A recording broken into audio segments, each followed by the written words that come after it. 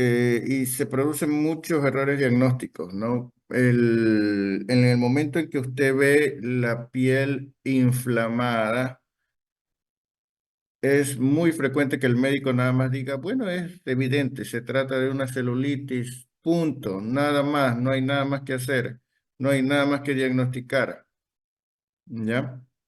Y muchas veces aún hay muchas cosas que parecen celulitis y no son.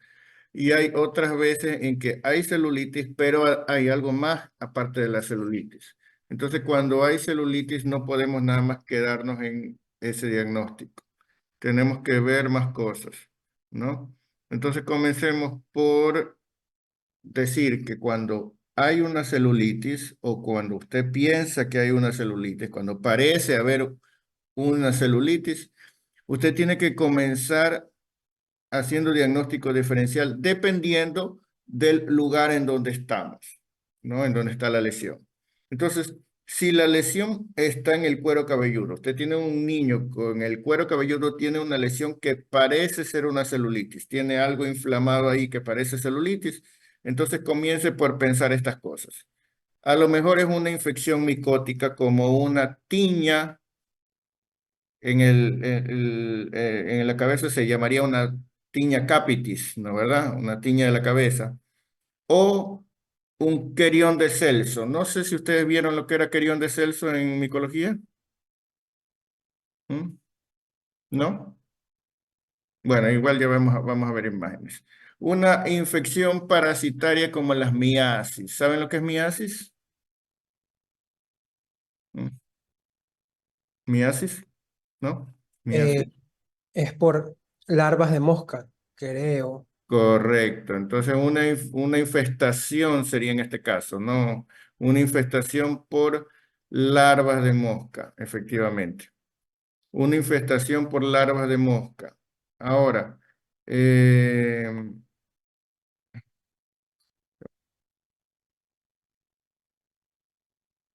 una infestación,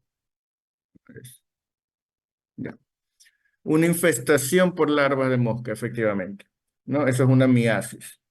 El, eh, También puede ser que haya una celulitis realmente, pero que no sea una infección primaria, sino que sea resultado de que una lesión previa se sobreinfectó. Y entonces hay que ver si hubo una herida, una picadura de un insecto, unas lesiones por rascado, por una dermatitis previa, si hubo un hematoma, ¿no? Los hematomas, un cefalohematoma o cualquier otro tipo de hematoma que se haya producido en el cuero cabelludo, ya sea en un niño normal por un traumatismo o en un niño con una discrasia sanguínea, porque en el momento en que hay un hematoma inexplicado, si no hay trauma, pues usted tiene que sospechar, entre otras cosas, que haya predisposición a sangrado, discrasias sanguíneas, ¿no verdad? Y los hematomas pueden sobreinfectarse. Y cuando un hematoma subcutáneo se sobreinfecta, pues se lo ve como si fuera una celulitis.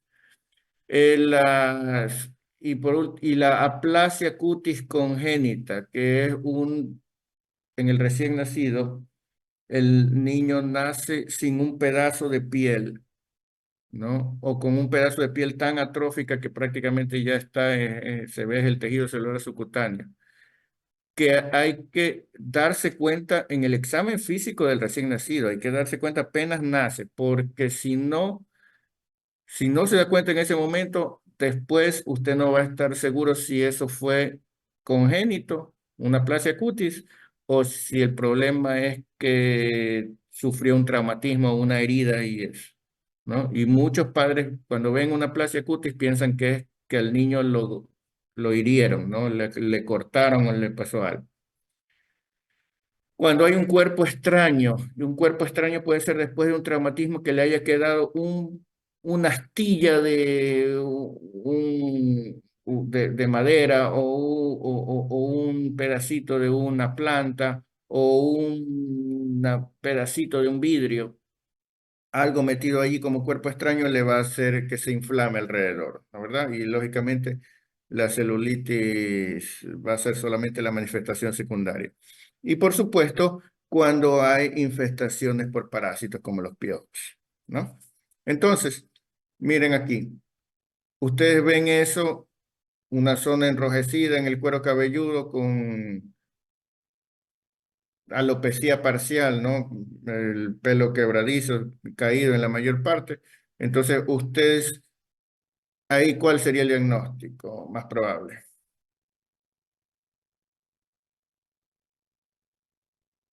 Mm. Una tiña, quizás. Eso es una tiña, correcto. Eso es una tiña capitis, ¿no? Entonces, allí ustedes saben que eso es una infección micótica, porque si usted piensa en una celulitis, habitualmente usted cree que es bacteriana, ¿no? Eso es una infección micótica, que se puede impetiginizar, que se puede sobreinfectar con bacterias, es lo mejor, pero eso es, en el caso de las infecciones micóticas es raro. Normalmente son infecciones micóticas puras. Aquí lo mismo, tenemos una placa de alopecia parcial, no se ve tanto eritema, pero se ve que los cabellos son irregulares, se han desprendido en gran parte. Eso es una tiña, lo mismo acá, ¿no? Una tiña. Eh, en este caso, miren ustedes, ahí también tenemos una infección micótica, pero fíjense que allí hay como si fuera un tumor, ¿no? Como que estuviera creciendo. Y además de eso, se ven múltiples puntos que parecen que estuvieran supurando, ¿no? De hecho, si usted lo aplasta, parecería que sale pus. Y no por un sitio, sale por múltiples sitios, ¿ya? Esto es un querión de Celso, ¿sí? Es una infección micótica, ¿sí? Es una infección micótica, es un querión de Celso, ¿sí? Parece que fuera un tumor purulento, ¿no? ¿Ya? Eso es un querión de Celso, ¿ya?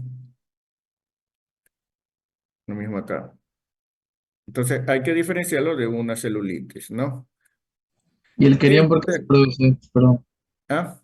El querían. Micótica, por eso te digo. Ah, Es una infección micótica, sí, solo que hay mucha reacción inflamatoria, ¿no? Eso ya depende de la inmunidad sí. Es como que fuera una tiña, pero la reacción inflamatoria es mucho más intensa y entonces se produce como si fuera un absceso, ¿no? Con múltiples puntos de salida. Esto de acá, ¿qué es eso? Miasis. Ahí ya salieron las larvas, ¿no? ¿Verdad? Pero lógicamente, ya cuando salen las larvas, ya usted ve los agujeros, ya usted puede decir eso es una miasis, pero cuando recién empieza, si usted no tiene el antecedente de que vino una mosca y se posó ahí, no sé cuánto, ¿no? Entonces a veces puede al principio parecer una zona de celulitis nada más, ¿sí? Ahí tenemos una larva saliendo, ¿no? ¿Ya? Son larvas de mosca. Eso se ve, pues,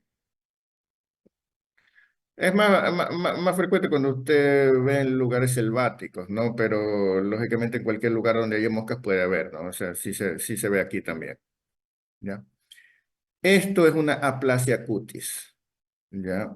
Aquí usted ve, parecería que le hubieran herido al niño, ¿no? Simplemente falta un pedazo de piel. Y lógicamente que esto al principio nada más falta un pedazo de piel, pero al día siguiente se infecta, pues, ¿no? Y usted empieza a ver una zona inflamada, una celulitis, ¿ya? Entonces, esto es una plasia cutis que hay que diagnosticarla inmediatamente al nacer para advertirle a la mamá y que no piense que al personal de enfermería se le cayó, lo rompieron, lo quemaron o le hicieron algo, ¿no? ¿Sí? Ya eso es una plasia cutis, ¿no? Si usted no lo detecta al principio, eso puede parecer una herida, ¿sí? ¿Ya? Doctor, Y esta es una plasia cutis menos grave, en la cual simplemente hay atrofia y una zona de alopecia. Y aquí lo mismo en un par de gemelos, ¿no? Con lo mismo. Cuando la zona de celulitis está en la cara o está en el cuello, entonces hay que buscar primero si no hay infecciones en sitios cercanos, ¿ya? O sea, una zona de celulitis puede corresponder a que haya habido adenopatías, que se inflamaron y luego se extendió esa inflamación hacia el tejido celular subcutáneo, o simplemente que los linfáticos drenaron y se hizo el germen y se hizo esa celulitis allí. Entonces, cuando tenemos una celulitis, además de eso, la misma celulitis se puede extender hacia otros lugares. Entonces, siempre que haya inflamación en cara o en cuello, usted debe buscar toda la cabeza y revisar si no hay infecciones en el cuero cabelludo, si no hay infecciones en el oído, si no hay infecciones en la órbita, si no hay infecciones en la nariz, si no hay infecciones en la garganta, si no hay infecciones en la boca, en la lengua, en los dientes, si no hay caries, si no hay gingivitis, si no hay periodontitis, si no hay parotiditis, ¿ya? Todo, ¿sí? Todo se debe revisar, ¿sí? Eh, no olvidarse, ¿no? Si hay traumatismos, ¿ya? Por ejemplo, heridas, golpes, arañazos, picaduras de insectos, o traumatismos producidos por el médico, como la canalización de vía, una intervención quirúrgica, cualquiera de estas cosas puede haber sido la puerta de entrada para los gérmenes. Si no hay malformaciones congénitas que se hayan podido sobreinfectar. Por ejemplo, usted ve una celulitis aquí, lo más probable es que sea una dacriocistitis, ¿no verdad? ¿Se acuerdan lo que significa dacrio? Lágrimas. Lágrimas. Lágrimas, ¿se acuerdan? ¿Se acuerdan de los dacriocitos? Ya, ¿se acuerdan del punto craniométrico dacrio? Entonces, la inflamación del saco lagrimal se ve aquí y parecería una celulitis. ¿No verdad? Parecería una celulitis periorbital, pero está justamente aquí, eso es una dacriocistitis.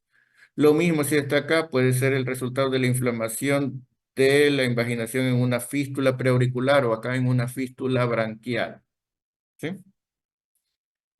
Asimismo, hay que buscar si es que no se trata de una neoplasia sobreinfectada. Una neoplasia, cualquier neoplasia, una neoplasia ganglionar, una neoplasia de tejido celular subcutáneo, un lipoma, una neoplasia de la piel, cualquier cosa, se puede, si crece muy rápido, se puede producir necrosis central, ¿no verdad?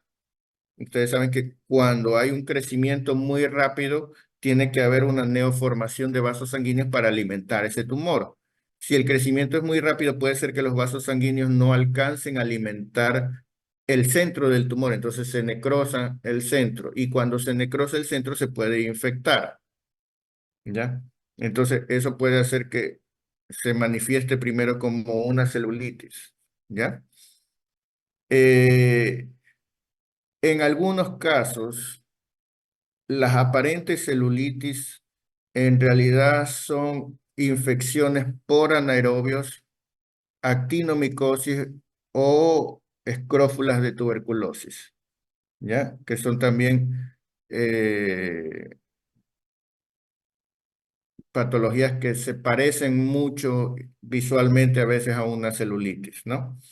Y por último, una enfermedad rara, pero que hay que conocerla, que es la enfermedad de Café, que en realidad es una enfermedad del hueso y que es muy frecuente que afecte a la mandíbula, ¿ya? Pero puede afectar realmente cualquier hueso, ¿no? Pero es muy frecuente que afecte la mandíbula. Entonces hay un agrandamiento del hueso, una inflamación del hueso, una periostitis, una exostosis, y que además de eso produce por contigüidad inflamación del tejido celular subcutáneo. Entonces, el paciente parecería que tuviera una gran celulitis aquí y si usted no le toma una radiografía o no lo palpa bien, entonces no se da cuenta que el problema es el hueso que está inflamado, ¿no?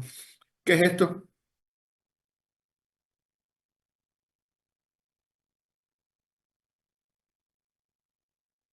Dacriocistitis. Criocetitis. Correcto, esa es una dacriocistitis. Lo mismo acá. Ahí tenemos una dacriocistitis, otra dacriocistitis. Se ven que es típico el lugar, ¿no verdad? Ya. Entonces solamente viendo algunos casos usted ya no se confunde con otras celulitis, ¿no? acá, ahí no hay celulitis, pero hay, ¿qué cosa?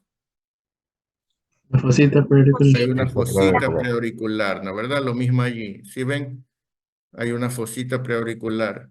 Allí hay una fosita preauricular. Eso es una fosita preauricular sin infección sobreabrigada, pero allí se puede hacer una zona de celulitis. Y a veces no exactamente en ese sitio, porque usted de ese agujero a veces se va hacia algún lado por dentro, ¿no? Entonces, a veces usted lo ve la celulitis en un sitio cercano. Miren que aquí está la fosita, y si usted no se fija, porque usted nada más ve esto, usted no ve la fosita preauricular. Aquí lo mismo, ¿no? La inflamación está aquí, la fosita está acá. La inflamación está aquí, la fosita está acá arriba, ¿no? Pero esta es la causa por donde entró el germen. Aquí una fístula branquial también, ¿no? Y este es un niño con enfermedad de café. Y mire que si usted no está advertido, usted piensa, este niño es, para empezar puede decir, no, es gordito nomás. Y si empieza a decirle, no, pero le duele aquí, se lo ve hinchado, no está, sí, entonces ahí usted puede pensar que es una sola celulitis, que tiene una caries, que tiene esto, pero cuando le examina el hueso se da cuenta que hay una exostosis importante. Eso es una enfermedad de café. Y aquí tenemos una enfermedad de café, pero en los huesos, en el cúbito irradio, ¿no? Ya, que se manifiesta como una celulitis acá. Sí, lo mismo acá. Este es otro sitio frecuente, pero más frecuente es en la mandíbula. Aquí tenemos otra enfermedad de café. Miren la diferencia de tamaño entre esta rama de la mandíbula y esta otra, ¿no? Sí. Hay un gran aumento de tamaño en la mandíbula, ¿sí? Una exostosis en la mandíbula. ¿Ya? Esa es una enfermedad de café. Miren la asimetría, ¿no? ¿Ya? Sí, la diferencia de tamaño entre esta rama y esta otra, ¿no? Doctor, Dime, una Sebastián. pregunta. En cuanto a la enfermedad de café, la edad de presentación es la mayoría de los casos en pediátricos o... Ajá, ok. sí. La mayoría pediátricos, sí. Sí. Ahora, ¿cómo es? Las actinomicosis pueden parecer también, ¿no? Aquí en este caso de acá, por ejemplo, esto es un paciente que tenía una inflamación aquí, pero aquí le estamos revisando la boca y ustedes pueden ver que tiene aquí un diente, ¿no? ¿Verdad? Tiene un diente en la mejilla. Mm. Parece. Parece, ¿no? Pero no es un diente, ¿no? Porque ni modo que le salga un diente en la mejilla. Entonces, ¿qué es esto? Hasta bucal. Podría parecer un afta bucal. Ajá. Pero esto es pus. Se le aplasta aquí y sale pus por ahí. ¿Qué es lo que tiene? Parotiditis. Tiene una parotiditis bacteriana. Está saliendo pus por el conducto de Stenon, por el conducto parotidio, ¿no? Justamente en este sitio. Entonces, cuando usted aplasta aquí, puede decir, porque si usted ve una parotiditis, usted lo que piensa es una papera, una parotiditis viral. Pero en una parotiditis usted tiene que investigar, porque si usted encuentra esto, se da cuenta que es una parotiditis bacteriana, pues el tratamiento es con antibióticos, es diferente que la parotiditis viral, pues, ¿no? ¿Ya? Ahí tenemos también, ¿no? Es una parotiditis bacteriana. Y esto, miren, a veces puede parecer celulitis cuando está en fase muy inflamatoria, pero esto es un escrófula tuberculosa, ¿sí? ¿Ya? Entonces aquí también hay que diferenciarlo, ¿no? Ya, esto es una actinomicosis, aunque en realidad es difícil diferenciarlo clínicamente. Esto hay que hacer examen de laboratorio para verlo, ¿no? Aquí a veces cuando hay salida es que se alude a lo que le llaman los gránulos de azufre, pero no es tan fácil así al ojo diferenciarlo. Hay que hacer exámenes de laboratorio. En el tórax, abdomen y espalda, o sea, en el tronco. Hay que diferenciar que no sea una mastitis, pues, ¿no? Que no sea el resultado de úlceras por decúbito. Cuando tenemos una zona de celulitis en la espalda, muchas veces la vemos porque el paciente está boca abajo, el paciente está en cuidados intensivos o el paciente está con deterioro de conciencia, un paciente grave, ya. Usted le ve una zona de celulitis detrás del hombro o en alguna parte y como ya lo han cambiado de posición, usted no se da cuenta que ha estado mucho tiempo sobre eso, ¿ya? Si usted no le pregunta, no se da cuenta que lo que tiene es inflamación por decúbito, ¿ya? Porque antes de ser úlcera, primero fue simplemente una inflamación, ¿no verdad? Primero fue una dermatitis, luego una celulitis, luego una ulceración, ¿sí? Cuando se da cuenta usted hasta el hueso termina viéndole, ¿no? Y esto de acá es importantísimo. Un absceso que usted encuentre en tórax, usted tiene que investigar bien desde cuándo tiene fiebre, cómo está la historia clínica, etcétera, porque podría tratarse de la extensión de un absceso profundo, como por ejemplo un empiema pleural, un empiema mediastínico, un absceso mediastínico, perdón, un absceso retroperitoneal, perihepático, perirrenal, un absceso del psoas, un absceso de cualquier parte dentro del abdomen o del tórax, porque habitualmente eso produce fiebre, ¿no verdad? Pero como el absceso comenzó muy profundo, un absceso profundo puede ser que le produzca fiebre, lo que llaman los médicos fiebre de origen desconocido, ¿no verdad? Entonces, ¿qué hace el médico ante una fiebre de origen desconocido? Bueno, démosle antibiótico, ¿ya? Mientras investigamos qué es. El problema es que le dan antibiótico y entonces un absceso sin antibiótico produce un cuadro intenso, ¿no verdad?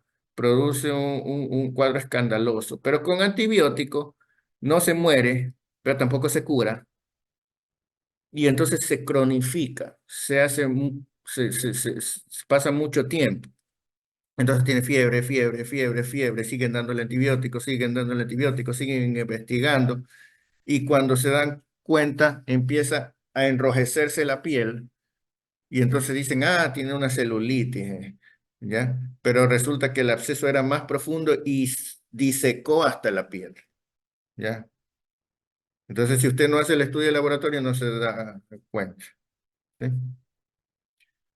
La osteomielitis, cuando el absceso es en tórax y también cuando es en extremidades. Usted tiene que saber que el hueso inflamado difícilmente se cura así nomás. El hueso inflamado tiende a extender la inflamación por contigüidad a las fascias, a los músculos y de ahí al tejido celular subcutáneo y a la piel. Entonces es posible que un paciente se presente cuando ya llega al hospital, porque primero fue al boticario, a la vecina, y cuando ya llega al hospital le tiene la piel enrojecida e hinchada, y usted dice celulitis, pero en realidad eso comenzó como una osteomielitis y ya tiene una osteomielitis que hay que tratarla, ¿no? Porque eso es mucho más largo y más difícil de tratar que una celulitis simple. Y por último, una patología que no es tan frecuente, pero que es importantísimo que todos la conozcan, que es la necrosis grasa subcutánea del recién nacido, porque se comete el error. Aquí tenemos un paciente con necrosis grasa subcutánea. El paciente nace aparentemente bien, pero al día siguiente o 2 días después, le aparece una zona generalmente en la espalda, casi siempre es en la espalda. Y a veces es pequeña, pero muchas veces es extensa, ¿ya? Y entonces, y usted la ve que al principio es pastosa, dura, luego se va reblandeciendo, entonces usted dice, esto es un absceso subcutáneo grande, esto es una celulitis o un absceso. Y ahí el médico cuando ve eso comete muchas veces el error de decir, pues un absceso de ese tamaño no se va a curar con antibióticos nada más. hay que drenarlo, ¿sí? Y ahí hace la casita, porque en el momento en que lo pincha, como tiene necrosada toda la grasa por dentro, eso es fiesta para las bacterias. Y ahí sí se le hace una tremenda celulitis, ¿no? El, la manera, lógicamente el paciente puede tener una sepsis y tener una celulitis de ese tamaño, pero ¿cómo lo diferencia usted? Porque si el paciente tuviera una celulitis allí, el paciente tendría un muy mal estado general. Los pacientes con necrosis grasa subcutánea están felices, sonriendo, comiendo bien, no rechazan el alimento, no les pasa nada. Si no fuera por la imagen visual, usted diría están sanos. El paciente que tiene una verdadera celulitis le duele, está decaído, a veces con fiebre, a veces no, pero rechaza la alimentación. ¿Ya? Tiene la típica reacción de vaciamiento, no quiere comer, tiene malestar, ¿sí? Entonces, el paciente que usted lo ve clínicamente feliz, bien, tranquilo, y sin embargo tiene esto, usted no se le ocurre hacerle nada, no necesita darle antibióticos, nada. Esto se produce por el frío, como una adaptación, porque ese es el sitio en el que normalmente está. ¿Se acuerdan que hay dos tipos de grasa, no? La grasa amarilla y la grasa parda. Deben haber estudiado en histología, ¿no? Sí. Que la grasa amarilla sirve para dar energía y la grasa parda sirve más para dar calor. ¿Ya? Entonces, como uno de los problemas al nacer es que el niño se enfría, ¿sí? Muchas veces se puede producir una necrosis de la grasa parda. Y el lugar donde más grasa parda hay es en la región entre los omóplatos, en la espalda, ¿no? Entonces, eso puede hacer que se produzca esta aparente celulitis, ¿no? Que en realidad sería una paniculitis, ¿no? Pero en realidad es una necrosis grasa subcutánea, ¿sí? ¿Ya? Entonces, usted lo diferencia es por el buen estado general del paciente, ¿sí? Muy bien. El, eh, el paciente Pero que una tiene, pregunta. ajá, ¿Y esta necrosis se cura espontáneamente? sí, así es. Usted no tiene que hacer nada, eso le dura unos días y se va curando poco a poco.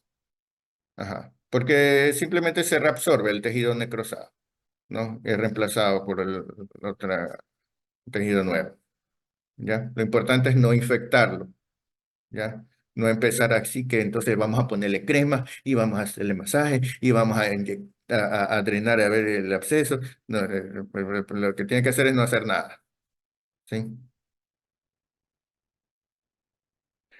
Si ven aquí esto, ¿qué es esto?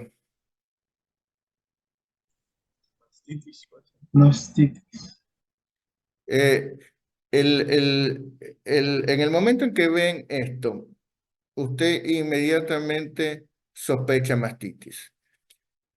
Deben saber, sin embargo, que esto no es una mastitis. Es, es, es muy parecido.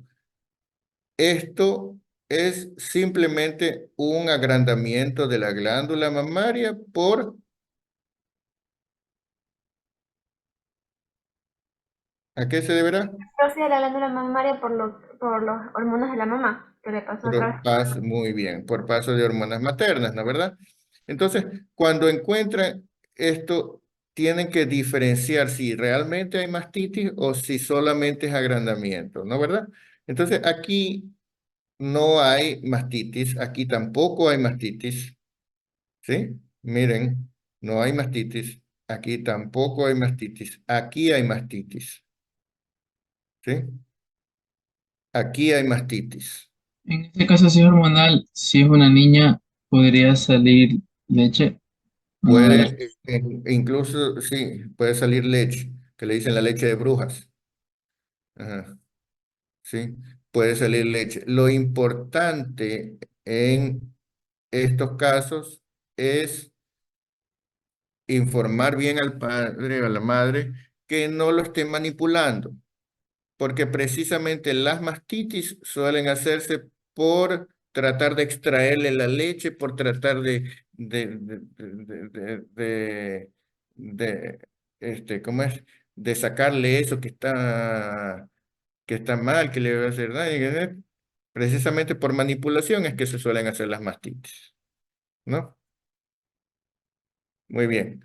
Cuando la celulitis está en las extremidades, Las mastitis son ajá, asimétricas. claro, o sea, puede haber de los dos lados, pero no es algo simétrico, porque es una infección, ¿no? Entonces se puede infectar un lado y el otro no, ¿ya? Por si acaso eso se da cuando las mamás no dan de lactar, no. No, no, simplemente es por el paso durante el embarazo, durante el parto, pasan hormonas maternas al bebé, ¿no? Entonces nacen con una hipertrofia de glándulas mamarias, ¿no? ¿Cuánto tiempo se suele quedar eso? Depende de qué tanto paso haya habido, ¿no? Mientras más grande, más tiempo va a pasar.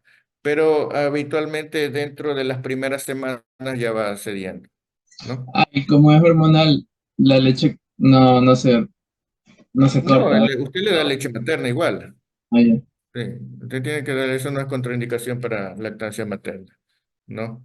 Eso es más paso durante el embarazo y el parto que por la leche. Ujú.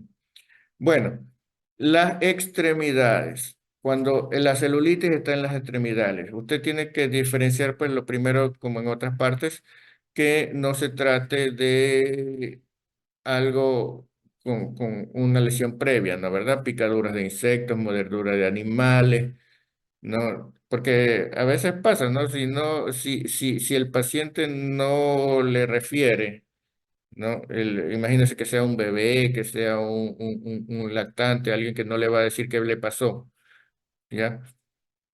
Que venga del campo, que venga de algún lugar que no lo hayan estado vigilando bien, cualquier cosa. El paciente lo puede haber picado un insecto, lo puede haber mordido un ratón, lo puede haber mordido una serpiente, ¿no? No se va a usted decir nada más una celulitis así sin mirar nada más porque lo ve inflamado y no lo mira bien y no se da cuenta que hay algo más, ¿no? Lo mismo puede hacer en hospitales o externamente que le hayan puesto antes una inyección. A veces, ¿cómo es? No hicieron la asepsia bien o cualquier cosa, se infectó el lugar del sitio de una inyección, de un cateterismo, de una colocación de un acceso venoso. También puede ser que sea posterior a un traumatismo, ¿ya? Posterior a un traumatismo también pueden haber quedado cuerpos extraños, incrustados, todo eso, ¿no verdad? La erisipela es una infección que puede parecer una celulitis, pero ya vamos a ver las imágenes cómo se diferencia, ¿no? Como les decía, los trastornos osteoarticulares como la osteomelitis pueden parecer una celulitis, pero también si es en las articulaciones puede parecer una celulitis y ser una artritis séptica o ser una hemartrosis, sobre todo en los hemofílicos, ¿no verdad?